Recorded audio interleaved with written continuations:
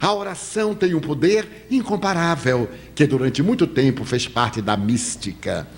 Durante um período da humanidade, particularmente depois da segunda metade do século XIX, quando a ciência começa a montar os gloriosos laboratórios, quando a filosofia tresvaira e a religião debilitada deperece, a palavra oração tinha um sentido quase pejorativo.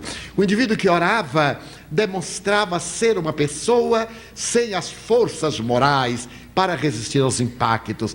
E muita gente tinha vergonha de dizer que orava, que buscava Deus através da prece. Felizmente, graças à evolução da psicologia transpessoal, ao conhecimento das leis da física quântica, a oração volta a ocupar o seu lugar de destaque na comunidade intelectual, porque essa mesma comunidade intelectual chegou à conclusão de que nós somos seres eminentemente psíquicos.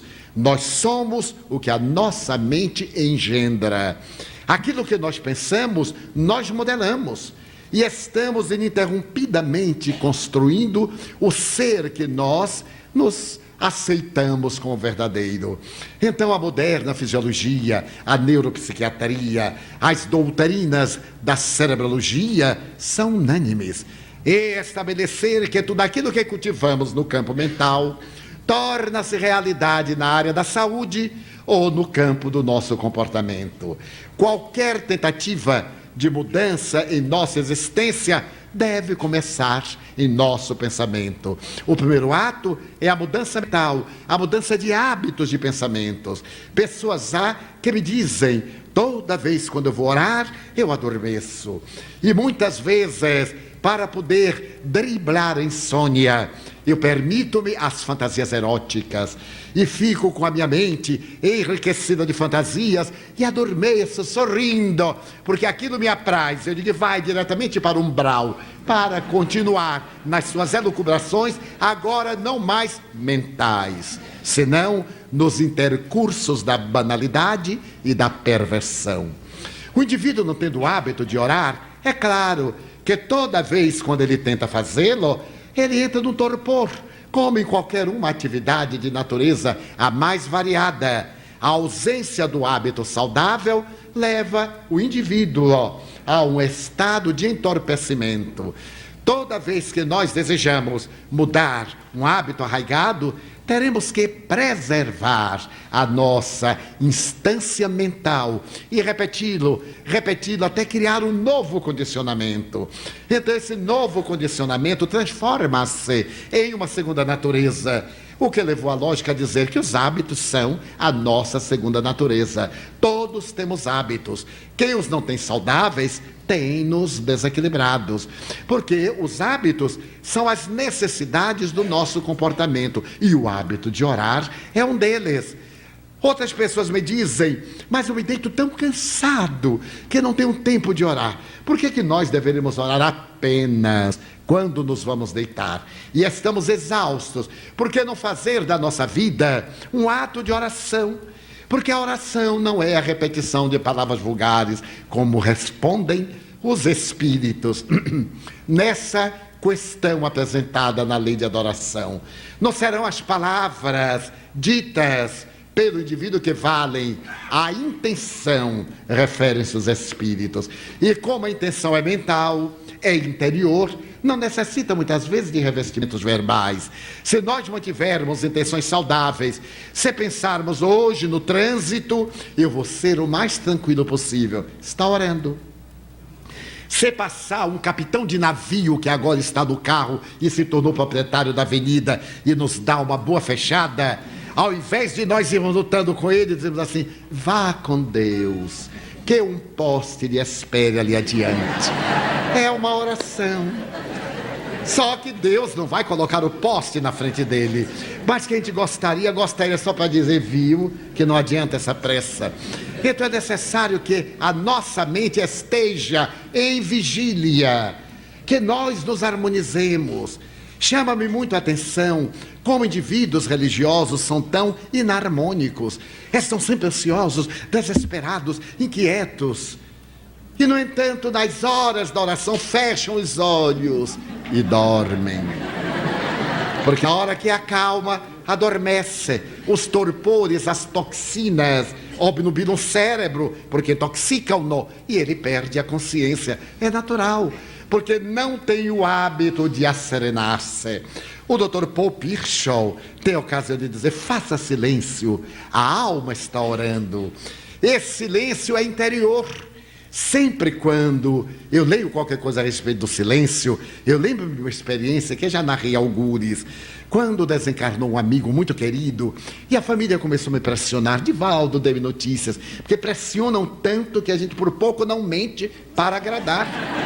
Porque tem que dar notícia. Boa, morreu, tem que dar notícia que está ótimo.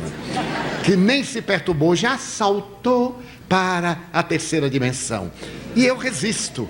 Eu não vou deixar que a pessoa me leve à dissolução dos valores mediúnicos, mesmo aquele... Não sei. Mas não sei. E a pessoa fica meio magoada, fica com raiva, parece que eu que não quero dizer. Eu digo: mas é que eu não sei. Mas Divaldo era uma pessoa tão boa. Então está ótimo. O que você quer que eu diga? Morreu, fica logo santificado. É uma coisa impressionante. Então, um dia, Joana Dias me disse, depois de uma semana que meu amigo houvera desencarnado: meu filho, eu gostaria que você fosse comigo hoje para ver o despertar do nosso irmão e trazer notícias à família. Eu disse: mas que bom, então eu vou vê-lo despertar, sim, com uma condição: se você fizer silêncio. Eu fiquei tão magoado. Eu disse: será que ela não sabe que eu sou uma pessoa discreta? Ela está comigo há tantos anos, ela acha que eu sou tumultuado, barulhento, que eu vou chegar lá fazendo zoada, dando abraços. Não faz o meu gênero. E fiquei meio... Se o guia tinha essa ideia de mim, imagine os outros. Mas o que eu queria era ir. Então eu fiz de conta que aceitei a ideia. Às 11 da noite ela pediu que eu me deitasse. Eu deitei-me, ela me aplicou passes longitudinais e desprendeu-me do corpo físico lúcido. Desprendeu-me. E então eu senti a leveza daquela oportunidade diante da benfeitora querida. E ela disse: agora vamos. Eu não sei exatamente como ocorreu a viagem e não interessa muito. Cheguei a uma região que era de uma beleza que eu ainda não havia detido na terra. Havia uma luminosidade no ar sem que houvesse a claridade do sol. Não havia nenhum astro, nenhum corpo que derramasse a luz, mas havia a luminosidade. E a uma distância regular, eu vi uma construção de uma substância transparente que poderia ser considerada aqui como um vidro na terra. Era uma construção hexagonal. Era muito bem trabalhada, de forma que do lado de fora eu podia ver os espíritos que transitavam pelos corredores nos diversos ângulos do hexágono. Fiquei emocionado. O movimento era peculiar. Era o movimento do espírito, sem a necessidade de estar pisando em alguma coisa. Deslizava a volição. Quando chegamos à porta, ela se abriu automaticamente, como as portas terrestres com células fotoelétricas, e entramos. Eu estava num contentamento incomum, me controlando. Ela pediu silêncio, eu estava num controle. Quando de repente dobramos um ângulo e eu vejo meu amigo naquela enfermaria, uma senhora veneranda sentada à cama e ele apoiado no seu regaço. Quando eu vi, eu tive uma emoção e ele tremeu. E Joana me disse: silêncio mental. Eu havia disparado um dardo, a emoção, e ele recebeu meu dardo. Aí eu compreendi a necessidade do equilíbrio, como dizia Buda: contemplar sem se emocionar. Contemplar apenas, não sentir emoções, não justificar, não raciocinar. E é muito difícil, mas é a contemplação, é o estágio superior da meditação antes do êxtase. Adentrei-me, e quando me adentrei, aquela senhora acariciava-o e chamava-o nominalmente. Eu percebi que se tratava da sua mãe desencarnada. Ele despertou como qualquer indivíduo no pós-cirúrgico. Despertou um tanto amolentado, olhou em volta, e quando ele cingiu os olhos no da sua genitora, ele teve um impacto e disse: mamãe, você aqui, mas você está morta, mamãe. Ela disse: você também, meu filho. Somente que ambos estamos vivos. E acarinhou-lhe a cabeça, não existe a morte. Você atravessou essa paisagem lúgubre da perda do corpo e da aquisição da plenitude. Fique em paz, meu filho. Ele então teve aquela surpresa, aquela felicidade, porque mesmo acreditando na vida depois da morte, o constatar é o coroamento do acreditar, é o momento culminante da nossa crença. Ele então sorriu emocionado e disse: mamãe, realmente foi, meu filho, lembra-se da dor terrível que você sentiu no peito? Foi um infarto do miocárdio. Dele você não retornou. Já se passaram dias. Você veio trazido para dormir, enquanto o corpo era portador da libertação dos fluidos mais vinculados ao seu perispírito. Agora que você não tem mais nenhuma ligação com a matéria em decomposição, você desperta no grande lar. Ele sorria e chorava. Então ele olhou em volta e me viu. Olhou e disse: Divaldo, você também já morreu. E eu lhe disse: ainda não. Adorei o ainda. Ainda não. Você está aqui, eu digo, em corpo espiritual. E ele perguntou: e minha mulher? E meus filhos? E começou a chorar. A mãe lhe disse: estão muito bem, com saudades, é natural. A mesma saudade que deles você vai sentir. Somente que é uma saudade luarizada pela esperança do próximo reencontro. É uma questão de mais ou de menos dias, quando eu levarei para visitá-los, meu filho.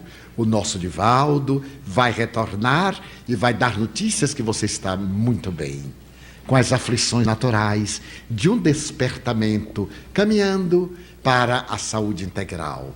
Então, fique em muita paz, durma um pouco mais, refaça as suas energias, acalme-se. E ele novamente entrou no letargo pelo sono espiritual. Então eu voltei muito lúcido e dei notícias à família. Então o silêncio não é apenas a falta de expressões verbais. As pessoas estão caladas e está um tumulto dentro, um vozerio na cabeça, uma agitação, pensando quantas coisas de vez. É necessário aprendermos a fazer silêncio, a disciplinar a mente, uma ideia após a outra. Em face de nosso pensamento ser polivalente, conseguimos pensar coisas múltiplas praticamente de uma vez. É necessário criarmos o hábito do direcionamento mental em uma frase. Eis porque o exercício de reflexionar em torno de textos do Evangelho é muito saudável. Hoje a literatura mediúnica oferece-nos livros para meditação que são repositórios de luz. Uma frase, nós elegemos aquela frase pela manhã e durante o dia ficamos pensando nela, registramos, voltamos, retornamos, vamos tirando dali os efeitos naturais do cotidiano e a nossa mente vai ficando disciplinada para no momento da oração estarmos em silêncio e podermos conversar com Deus.